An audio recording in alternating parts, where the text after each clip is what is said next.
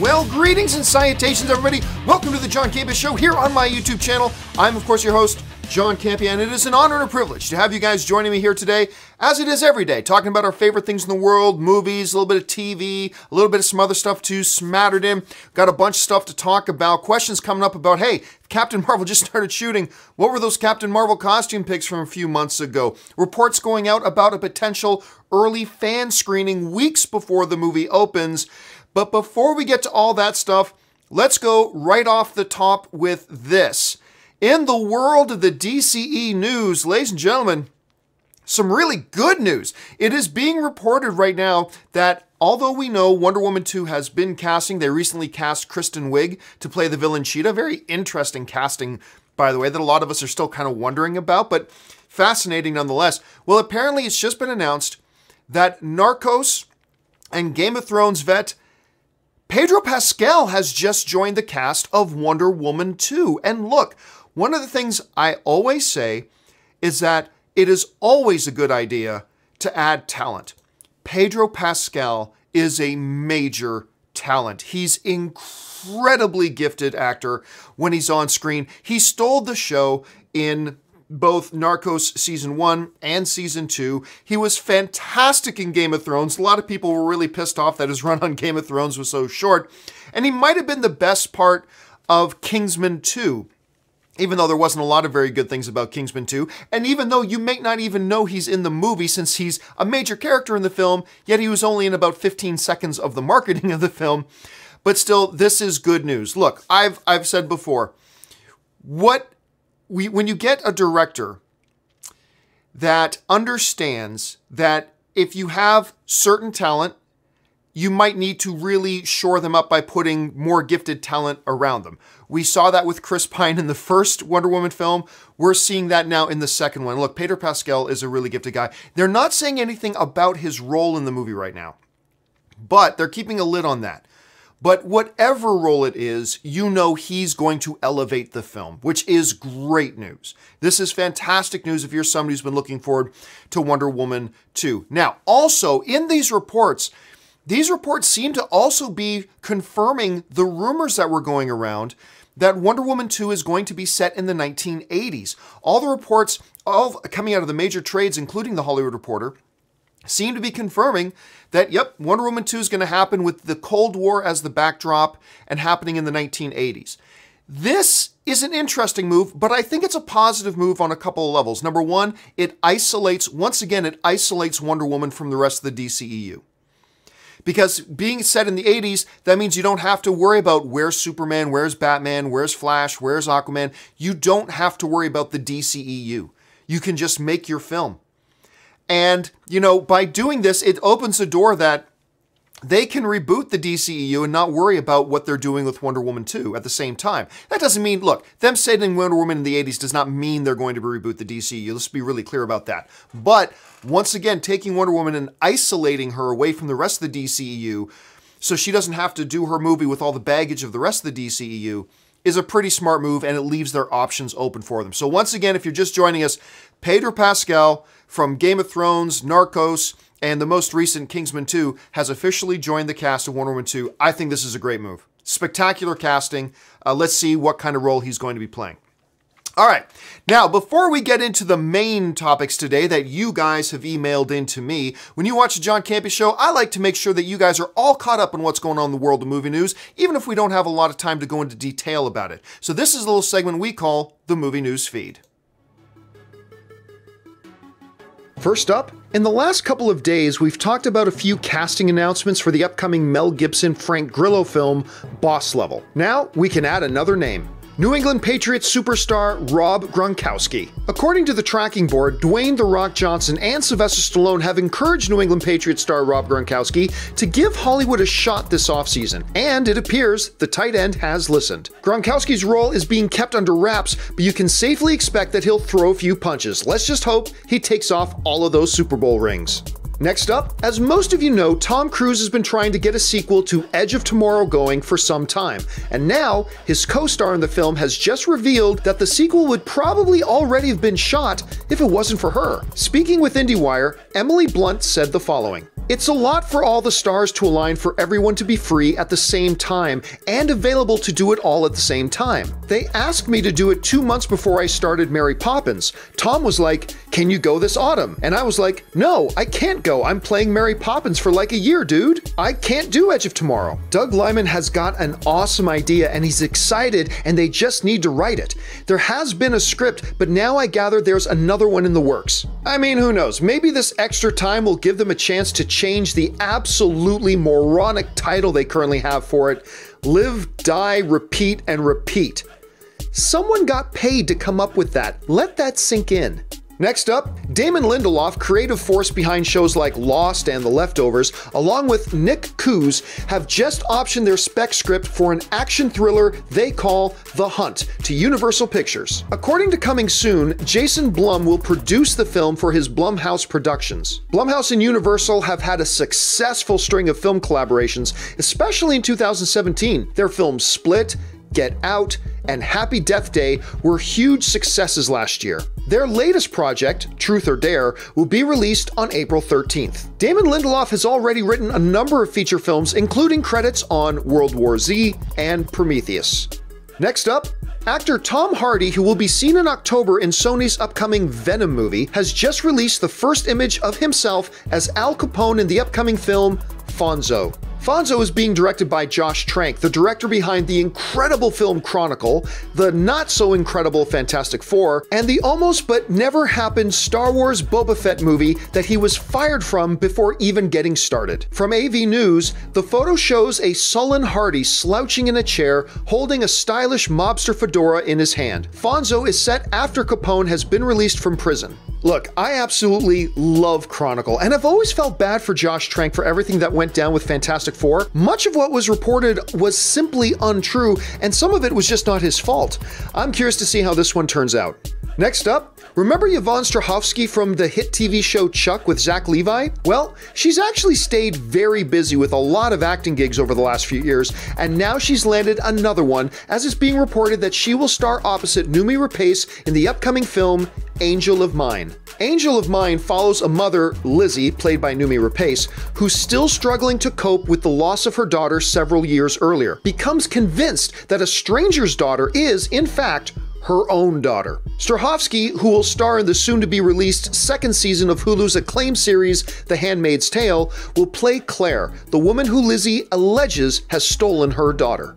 And finally, for those of you who may not know, the AT&T takeover of Time Warner is currently being held up in an antitrust lawsuit by the government trying to stop the merger. This obviously would have massive repercussions on Warner Brothers moving forward, and the outcome could even affect the pending Disney takeover of Fox. Well, the judge in the trial has just let both sides know that if the trial extends into or past May, that he may not be ready to render a verdict until after June 21st. Why does that matter? Because June 21st is the deadline date that AT&T and Time Warner have set to finalize their deal or walk away. In other words, if the trial goes into May, there may not be any point in rendering a verdict at all. So far, there's been no official word on if AT&T and Time Warner would be willing to extend their own self-imposed deadline or not. We're just going to have to keep an eye on this one. And that'll do it for today's installment of the Movie News Feed. And now you are all caught up with everything going on in the world of movie news. All right, guys, let's get into the main topics that you guys send in to me. How do you send in a topic or question for the John Campea Show? It's really simple. Just email me anytime at john@thejohncampeashow.com. Put that word topic in the subject line. And as always, guys, keep your emails to 90 words or less. All right, let's get things rolling here. And the first question today comes to us from one of our Patreon supporters, John DeNicola, who writes, "What the hell happened to Bruce Willis?" Good question, man. At one time, he was considered a very good actor, with non-action films like 12 Monkeys, Bandits, and even The Whole Nine Yards. Damn, I love The Whole Nine Yards. Anyway, and yet, for the past decade, he seemingly just hasn't given a shit. Personal issues, marriage, age, Unbreakable is in my top 5 comic book movies, and I hope he doesn't screw up Glass. All right, thanks a lot for the question, man. And, you know, I was asking this kind of basically the same question not so long ago because that new Death Wish remake he was just in, directed by Eli Roth, was just pure ass. I mean, it's awful. And one of the unfortunate things about it is that you can tell watching it that Bruce Willis just didn't give a shit about that movie. And you can say that about a number of his films. Now, you know, somebody once asked me, John, you say that, but why would you say that? Because we've seen him try. We've seen Bruce Willis try. And when Bruce Willis tries and cares, he's great.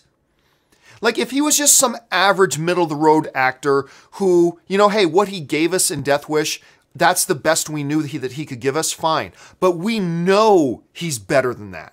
We know Bruce Willis is a great talent and a great actor when he wants to be and when he cares. And I think there's a reason why the last number of years he's been in like 47 straight-to-DVD videos, straight-to-home video movies and crap like that. I think the word just gotten out. He just doesn't care. And look, I've never heard Bruce Willis say, I just don't care anymore. I'm just speculating. But when you've seen a guy who's given us performances like the performances he's given us in Pulp Fiction or The Whole Nine Yards, one of my favorite, most underrated comedies ever. I love that movie. Michael Clark Duncan. Anyway, it's a great movie. You haven't seen The Whole Nine Yards, watch it. Don't watch the sequel, though. The sequel's garbage. But you can just tell when he's not. As to why, I don't know. Maybe he's just not getting the roles that he really would care about. Maybe he's just taking a bunch of roles for paychecks and doesn't care. Here's what I'm hoping. Going into Glass, I'm hoping that what we're going to get is, look, Unbreakable was one of his great films. And hopefully he cares about that. And that he's going to bring that into Glass. That's all we can do at this point. Let's see Bruce Willis care. Because when Bruce Willis cares, he lights up a screen. Just bottom line, he lights up a screen.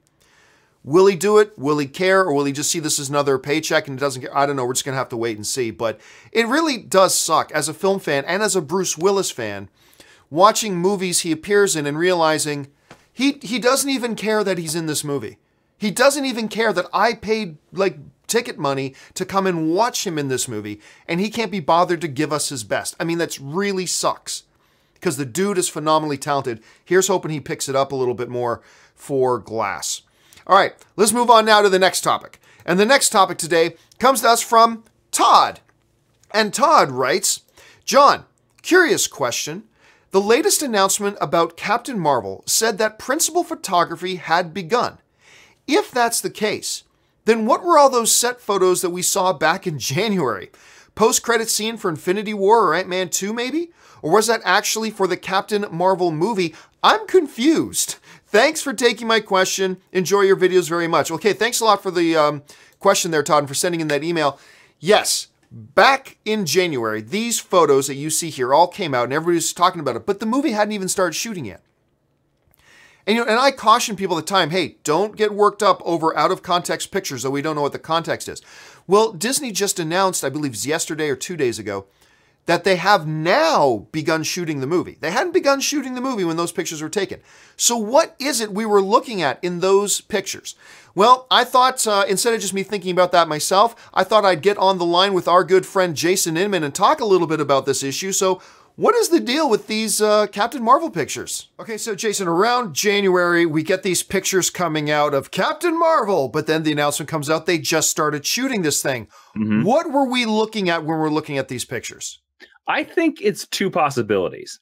Either it is confirmation that Captain Marvel is in one of the Infinity War movies, either Avengers 3 or Avengers 4, and that was them shooting her scene, or it could have been a costume test, and maybe the possibility is that since then they have redesigned or changed her costume for official filming. That could have just been a day of testing the original suit. Maybe they decided they didn't like it.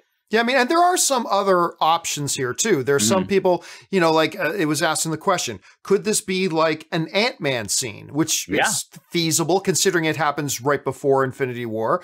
Could it be a post-credit for Captain Marvel? Could it be something? I tend to agree with you, though. I think we were looking at nothing but a costume test. Yeah. Because when those pictures came out, a lot of people were talking, one of the things I said is, guys, never put a lot of stock in these, you know, behind the scenes leaked footage. Because remember the Scoop McNairy picture from the set of Batman versus Superman when he had the green leggings on and everybody's like, oh, he's playing Flash. It's like everybody was also certain he was Green Lantern as well. That's right. That's exactly right. It's like, well, look, guys, this is what happens when we try to take these pictures out of context. But to go along with your theory about it being some test shoots, number one, we know that they want to test what these outfits look like.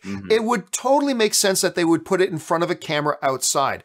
It would also explain why a lot of people noticed and mentioned that in these pictures, it doesn't look like the costume is really quite fitting right. So that explains a whole lot of things. If we were to find out tomorrow that, though, our opinion is completely wrong, it wasn't a test fitting of any kind, it's either Ant-Man, a Captain Marvel scene, or an Avengers scene, or something else, which one would you go with? Ooh, you know, to be honest with you, since talking to you, I now lean more towards that this could be a flashback scene during Ant-Man and the Wasp, because if we think about it, we saw Ant-Man 1 was set during 1989, and we know that Captain Marvel set somewhere in 92, 93. So this could be a little bit further down the road in a sort of Hank Pym flashback. But to be honest with you, yeah, the odds are it's a costume test. Yeah, I mean, also going towards that too, if it was something else like for Ant-Man, or if it was something for an Avengers scene, the only other person in those photographs, it was like her with some kind of map, and then her with just some random street person that she was like twisting their wrist or something. There was no other significant characters there, no other significant characters reported. So it just seems like that. I'm going to go out on a limb here. I'm going to guess that if it's not a random costume test, which I think you and I both agree it is, then maybe it's a random post-credit scene in Avengers Infinity War for something that will kind of be, because quite often they use their post-credit scenes not to set up the sequel of that movie, but simply to set up whatever the next upcoming movie is.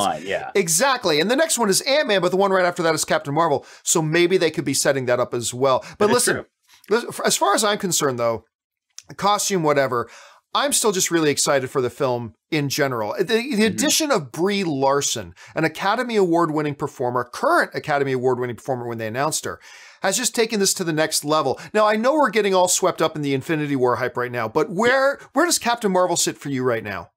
Captain Marvel sits about in the medium of my excitement, because I'm kind of looking at that movie like I looked at Doctor Strange. If they pull it off, it could be one of the most exciting, engaging, and interesting aspects of the Marvel Universe that we haven't seen yet. But if they fail at it, it could shut off sort of this cosmic thing, because Captain Marvel is going to cement into this MCU a race that we haven't seen a lot of. We've heard a lot, but we haven't seen a lot, and that is the Kree. And these pictures, I will say, did get me a little bit more excited, because they are the perfect melding between her costume and like the classic 70s Captain Marvel costume. Right, and we've seen that color scheme in her costume in the comics before, albeit briefly. All right, Jason, thanks so much for joining me for this. Listen, if people want to find you online, where can they find you? They can find me everywhere online at Jawin. That's Jawin. All right, thanks a lot, Jason. Thanks, John. All right, and special thanks to our buddy Jason Inman for talking to us about that. But what do you guys think? What do you think those pictures of Captain Marvel were that we saw a couple of months ago? Do you agree with us? Do you pretty much think maybe it's just a screen test, costume testing in front of a camera? Do you think it was for a post-credit scene in Ant-Man or Infinity War? Jump down to the comments section. Let me know what you guys think. All right, let's move on to topic number 3. And the third topic today comes to us from Dan Sokolvo, who writes, did you hear that Marvel has set up a fan screening of Infinity War in London on the 8th of April?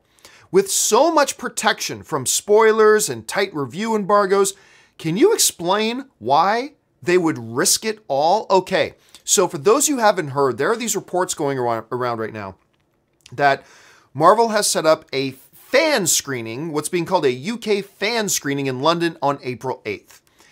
Under normal circumstances, an early fan screening being set up for something is nothing we would blink an eye at. It's like, okay, yeah, that's not unusual. What makes it unusual, as was mentioned in the question, is it seems like Marvel has been going to great lengths to try to protect any kind of spoilers from getting out. They even moved the North American release date closer to the release date of all the international markets just to make sure not too many spoilers get out. They're having their world premiere just 4 days before the release of the film on April 3rd, which I'm going to. I'm very excited. But they moved it to there instead of a much earlier premiere date as they normally do. It seems like they're going to a lot of great pains and lengths to keep this thing as tightly under wraps as possible. If that's the case, Why would they suddenly do a fan screening 3 weeks before the movie opens? Now, there's something really important should be pointed out here. Regardless of where you read these reports about there being a fan screening, remember how I always tell you guys, track it to the source, track it to the source, track it to the source. The source of all of this seems to be this website that we've talked about before, called What's on the Red Carpet. Now, it should be said here that there have been stories based on things on What's on the Red Carpet before that have turned out to be completely not true. So there is a possibility here that this whole thing about there even being an advanced screening, a UK fan screening on the 8th, may not be true at all. So let's just keep that in mind. But let's, for the sake of discussion, assume that it is. Well, then there's another thing to keep in mind here. Even in this report on What's on the Red Carpet, look down about halfway down through the graphic. It says, please note, this event is likely to be private. Therefore, there may not be public access for viewing. Okay, so on the one hand, at the top it says it's a fan screening. But then on the other hand, it says, oh, by the way, listen, this most likely is going to be a private event with no access for public viewing. Okay, so that's a kind of different, and that's opposite of what a fan screening is you make tickets available to fans and they can come and see it's a public screening. But this thing, which may not even be true at all, also has this big disclaimer. It's like, oh yeah, this might also be a private event. This may not be a fan screening at all. Even if this screening is happening, it may not be a fan screening per se. It may be an industry screening. It could be a private screening of the event, so that people from the public can maybe come to the red carpet and stand outside and cheer people showing up for this private screening, but may not allow just general people in the public to go into the screening. So that's a horse of a different color altogether, to quote Wizard of Oz. So it's interesting. Let's get now to the other part of the question, though, about if this is really happening. And if it's a big fan screening. So these are two big ifs we're dealing with already. But if, why would Marvel do this? Because you are risking a ton. If you just open this screening up to the public and, 600 people, just average people, can buy a ticket and go in and see it, you know the internet's going to be flooded with spoilers. You know it's going to be flooded with spoilers. So I don't know what's going on here. I don't know what the truth is. I sent out an email to reps at Disney. I haven't heard back from them yet about, hey, is this thing even real? Is this happening? And if so, you just moved the release date to hide spoilers. You moved the actual premiere date to hide spoilers. Why would you risk something like this? So it's, again, really important to keep in mind. This may not even be happening at all. And number two, even if it is happening, there's a good possibility it's just a private screening for industry people and not for the public in general, which would protect it a lot more from spoilers per se. But I mean, hey, it is what it is. And look, let me take this opportunity again to put out a public plea to my fellow movie reviewers and movie YouTubers. I plead with you, do not put up a spoiler review of Avengers Infinity War prior to the 27th. I know the temptation is there. You'll get some extra hits. I get it. But I am pleading with you. Please consider not putting up a spoiler review prior to the 27th. All you are doing is arming trolls who want to go out and spoil the movie for everybody else.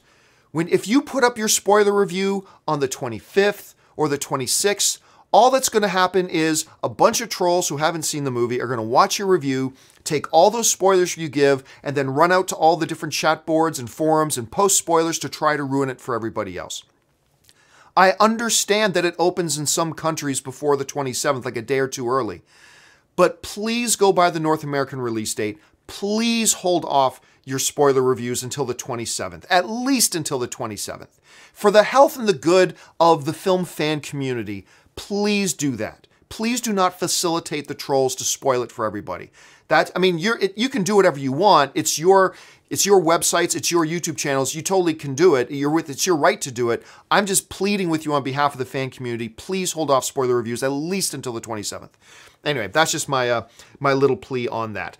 Okay, with that out of the way, let's get on to the live questions. I got about 10 minutes left here. You guys have been sending in a whole bunch of live questions, so let's jump over to those right now. And the first live question today comes to us from Benny, who writes, John, if they wanted to release Infinity War on the same day to avoid spoilers, etc., then why release it here in Australia on the 25th instead of 27th like everywhere else? Yes, well, actually, Avengers Infinity War is actually opening in like 30 countries before the 27th. However, what normally happens is that it'll open in a whole bunch of countries like a week before it opens in North America. What they did was they moved the release date so it's very, very close to each other. So now instead of opening a week or 10 days internationally before it opens in North America, it's only opening like a day or two. Like in about 15 countries 1 day earlier, and about another 10 or 15 countries about 2 days earlier. So they've really shrunk that window of time between when it opens in international markets versus when it opens in North America. So instead of 7 to 10 days, it's now 1 or 2 days. So that is a big significant change on their part. Okay, let's move on. And you know, the opportunity for spoilers to get out shrinks a lot the more you shrink that window of time. All right, Hans Gruber writes, thoughts on the soundtrack in Captain Marvel? Marky Mark, Snow, Beck, Radiohead, and Chumbawamba would be my picks. Lots of cheesy and some great songs. I honestly would be much happier because I don't want, you know, Captain Marvel just to be Guardians of the Galaxy Part 2 with their soundtracks. I would rather just hear cinematic scores. I'd rather not have like a musical soundtrack like you have in Guardians of the Galaxy and a couple of other films. And they work great in a couple of other films. I'm just saying, personally for me, I would rather just be cinematic scoring. That's what I would like in Captain Marvel. That's what I would like. Other people would like something different. And who knows, man, Hans, they might exactly be going for the precise thing you're talking about. Maybe we're going to hear a lot of Marky Mark and whatever. Again, I would lean away from it myself just to give it a different feel, but that's just my thought. All right, last of the Time Lords writes, maybe in Avengers Infinity War, Falcon dies. Look, we know he's not as close to Cap as Bucky, but they are still good mates. So if Thanos kills Falcon, then Cap wants revenge, and that's the trailer scene. Here's the problem, Time Lord, and this isn't just you. I'm getting all these emails from people and messages from people saying, with their theories about why is Cap, you know, fighting Thor? It must be because he killed Tony and he wants revenge for killing Tony. It must be because he went back in time and killed Agent Carter and he wants revenge for that. Now your email here, maybe he killed Falcon and that's why he's fighting Thanos. Have we all forgotten that Thanos is there to kill half of humanity and just basically destroy the world as we know it? Does Captain America need any more motivation than that to fight Thanos? That's why he's fighting Thanos. He's not fighting Thanos to get revenge on Thanos, although they are the Avengers. He's fighting to save the world. Is that not big enough motivation for Captain America and all the other heroes there to passionately, with every ounce of their strength and rage and love and heart and anger, is that not enough for them to do that? Why? I just don't understand why everybody is looking for what's the secret motivation for Captain America fighting Thanos. Because Thanos is there to destroy the world. Thanos is there to destroy the world and kill half of humanity. That's big enough reason alone.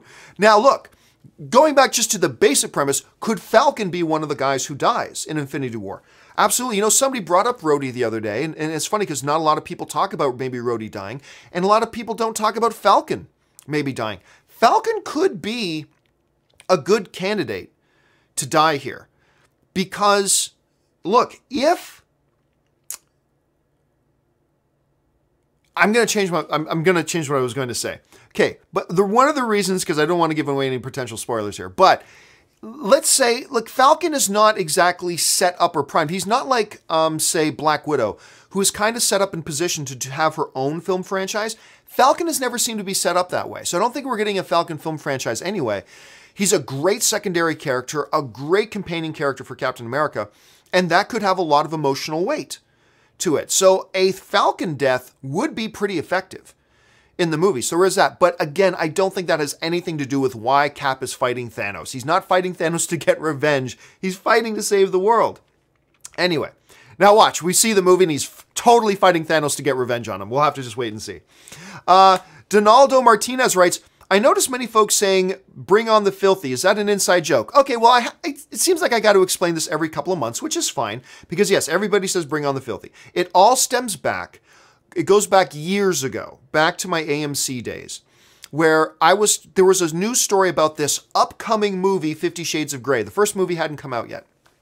And basically we were talking about, I think, the possibilities of being rated R versus being rated NC-17 versus being rated PG-13, all that kind of stuff.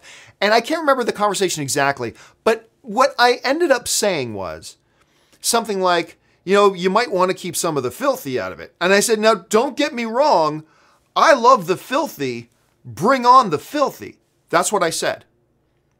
And it has stuck ever since.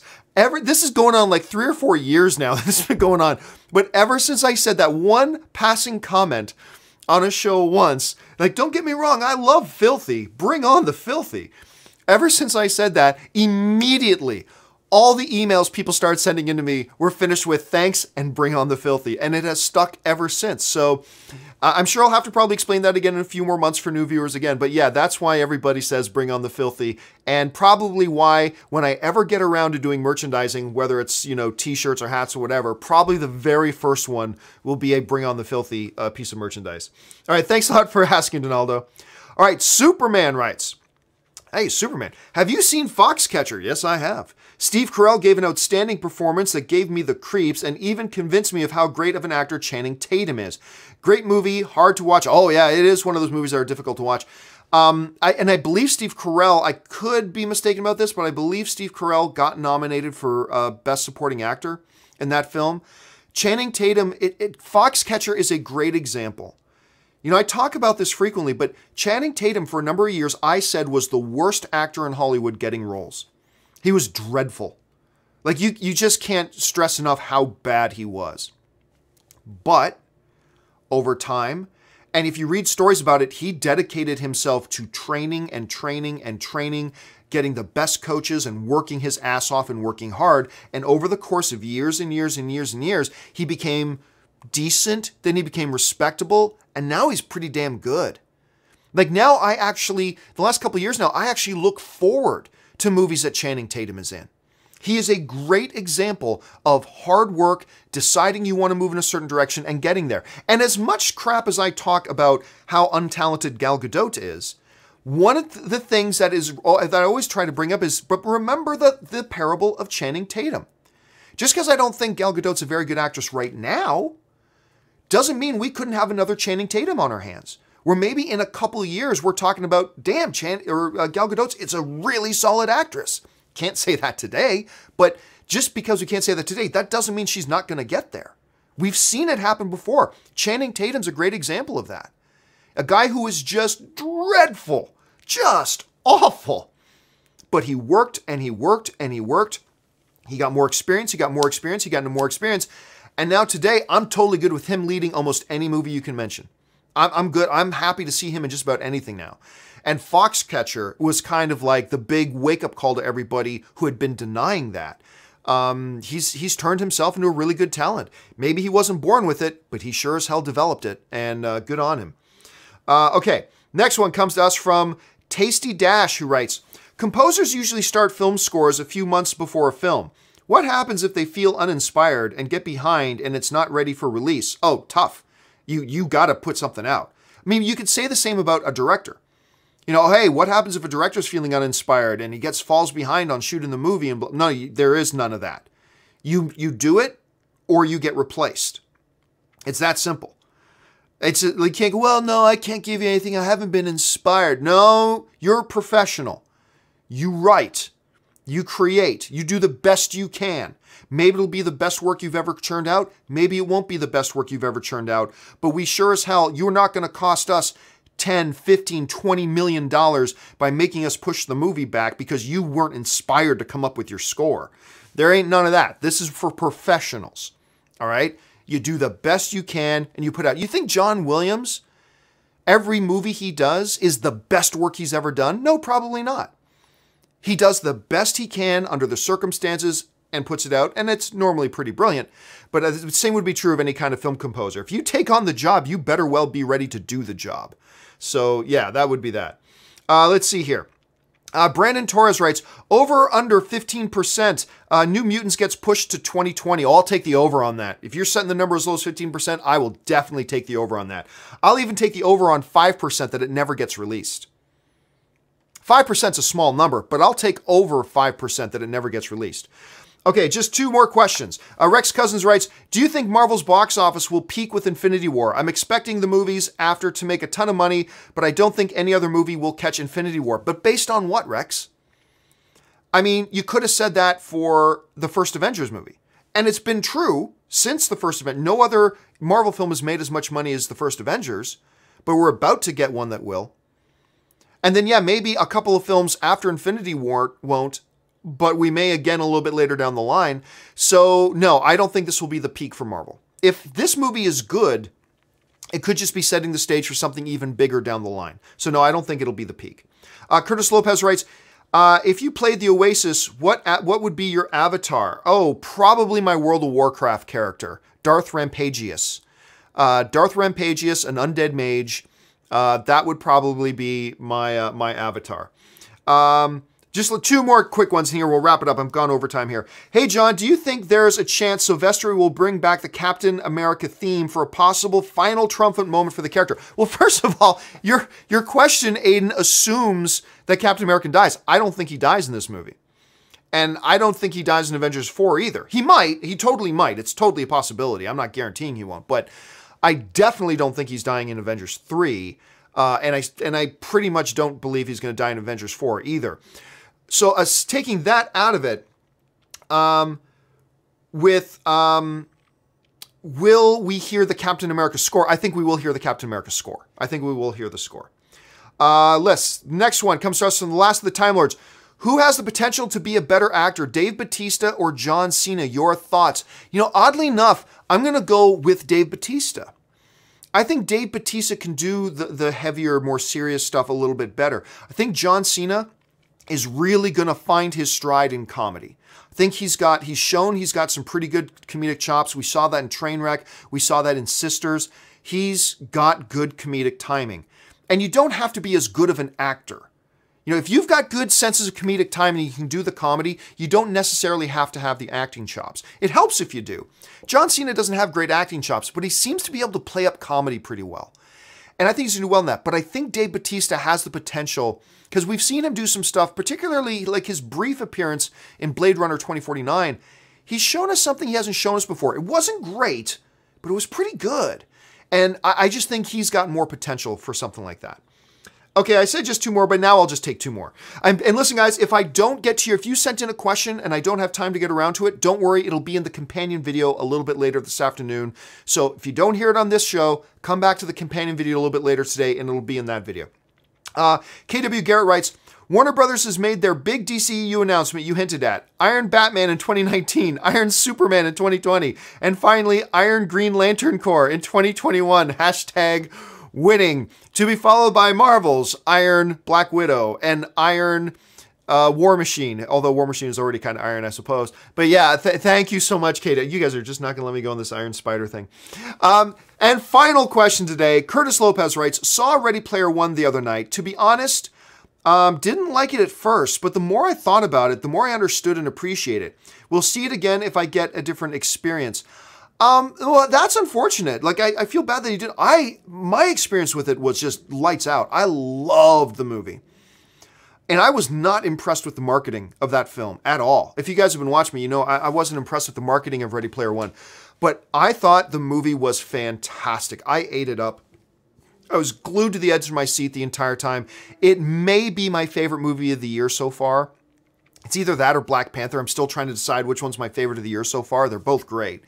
But yeah, man, that's really unfortunate that you didn't have the same type of like blown out of your mind experience that I did. But hey, that's why all film is subjective. Different movies will hit different people different ways. Nothing wrong with the experience that you had.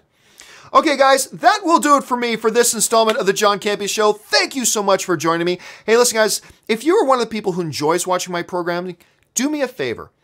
take a second and go over to www.patreon.com/John Campea. There's a link in the description below.